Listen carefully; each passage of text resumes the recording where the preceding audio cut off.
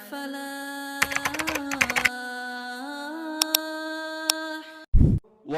رب زدنی علما۔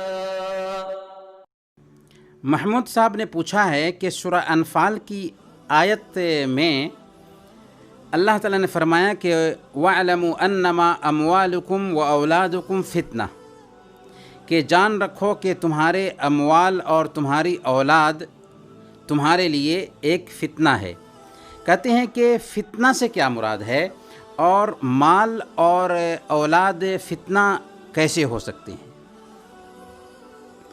دیکھیں، مال اور اولاد دنیاوی زندگی کی نعمتیں ہیں، اور اللہ رب العالمین نے سورہ کہف میں بیان فرمایا کہ المال والبنون زینت الحیات الدنیا، کہ مال اور اولاد دنیاوی زندگی کی زینت ہیں، لیکن بسا اوقات یہی مال اور یہی اولاد انسان کے لیے آزمائش اور فتنہ کا سبب بھی بنتے ہیں، جبکہ وہ ایک بندے کو اللہ کی اطاعت اور شریعت کے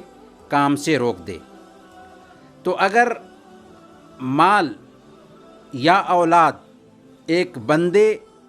کو اللہ کی اطاعت سے روک دے، شریعت کی تابعداری سے روک دے، تو گویا کہ مال اور اولاد اس کے لیے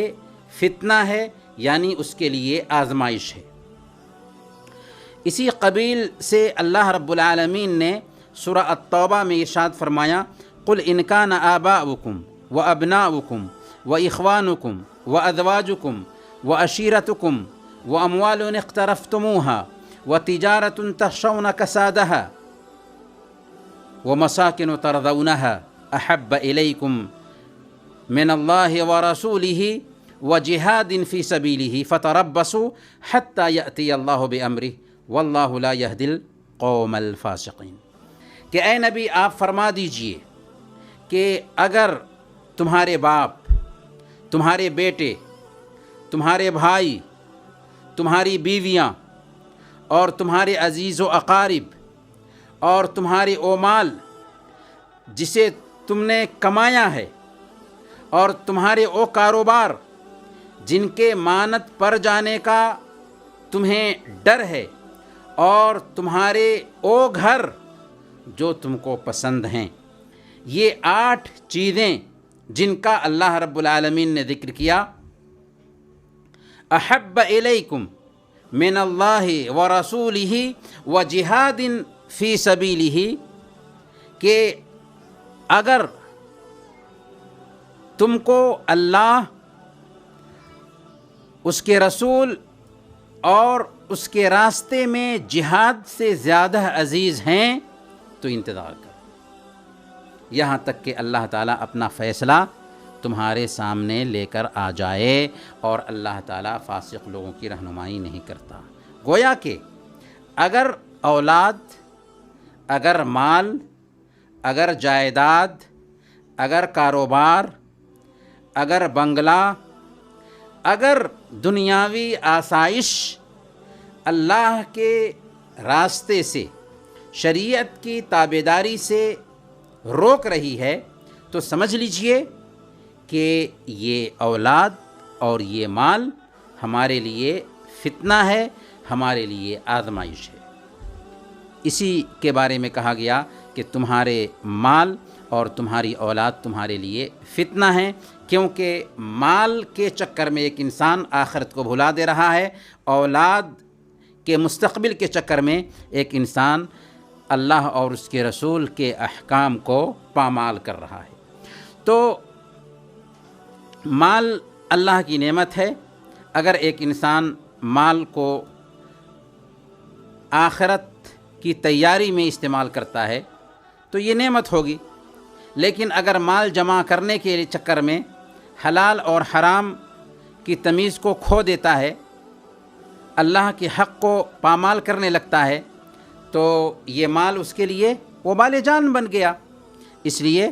مال کو فتنہ کہا گیا ہے۔ اسی طریقے سے اولاد کو دیکھیے کہ اگر ایک بندہ اولاد کی صحیح تربیت کرتا ہے، اولاد کو دینی تعلیم سے آراستہ کرتا ہے، قرآن سکھاتا ہے، اللہ کے نبی صلی اللہ علیہ وسلم کی پیاری پیاری احادیث سکھاتا ہے، تو یہ اولاد اس کے لیے صدقہ جاریہ بننے والی ہے۔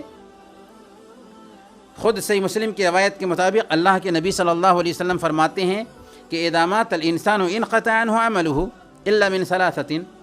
صدقة جاریة او علم ينتفع به او ولد صالح يدعو له، کہ جب ایک بندہ مر جاتا ہے تو دنیا سے اس کے عمل کا سلسلہ کٹ جاتا ہے سوائے 3 چیزوں کے: صدقہ جاریہ، علم جس سے فائدہ اٹھایا جائے، اور نیک اولاد جو اس کے لیے دعا کرے۔ تو نیک اولاد ایک بندے کے لیے نعمت ہے، اور یہ اولاد مرنے کے بعد بھی قبر میں ایک بندے کے کام آنے والی ہے، جبکہ اس کے عمل کا سلسلہ کٹ چکا ہوگا، لیکن کب؟ جبکہ اس نے اس کو صحیح تربیت دی۔ لیکن اگر اس نے صحیح تربیت نہیں دی اپنی اولاد کو، تو دنیا میں بھی وہ اولاد اس کے لیے وبال جان، اور آخرت میں بھی وبال جان بن جائے گی۔ اور یہی دراصل اولاد ہے